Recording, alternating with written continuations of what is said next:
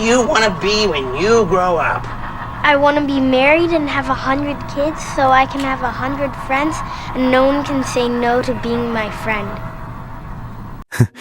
Everyone laughs at Michael Scott. He's awkward. He's loud. He says the wrong thing at the wrong time. In the office, Michael Scott is usually treated as the joke. But what if the joke isn't Michael? What if behind all the bad comedy, childish behavior, and desperate need for attention, there is something much sadder? This is not a video about how funny Michael Scott is. This is a video about how lonely he is. Michael Scott's biggest fear is not failure. It's not losing his job. It's not even being hated. Michael Scott is terrified of being ignored. Throughout the series, you'll notice something important. Michael can handle being mocked. He can handle being laughed at, but he cannot handle silence. When people don't react to him, he panics. That's when he becomes louder, more awkward, more inappropriate. Why? Because attention, even negative attention, is better than feeling invisible. Michael doesn't act childish because he wants to be annoying.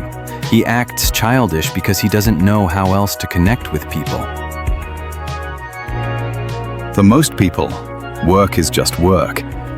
But for Michael Scott, Dunder Mifflin is his entire life. He doesn't have close friends outside the office. He doesn't have a strong support system. The employees are not just co-workers to him, they are his family. That's why he takes everything so personally. That's why a small joke hurts him deeply.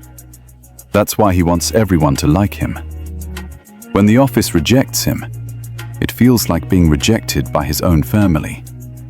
And that makes his loneliness even worse. Michael Scott uses comedy as a defense mechanism. He believes one simple thing: if I make people laugh, they'll love me.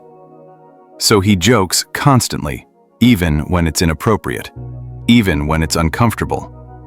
Because silence reminds him of something painful, that without jokes, he doesn't know who he is. Michael doesn't understand emotional maturity, but he understands laughter. To him, laughter means acceptance, belonging, love. And when the laughter stops, he feels exposed. That's when we see the real Michael, insecure, confused, and deeply alone. Michael often crosses boundaries. He invades privacy. He forces relationships.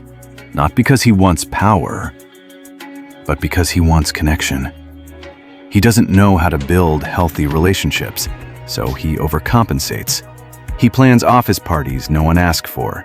He demands love instead of earning respect.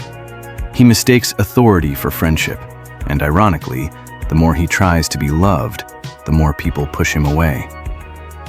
That's the tragedy of Michael Scott. His loneliness makes him act in ways that create even more loneliness. Michael Scott is uncomfortable to watch because he feels real.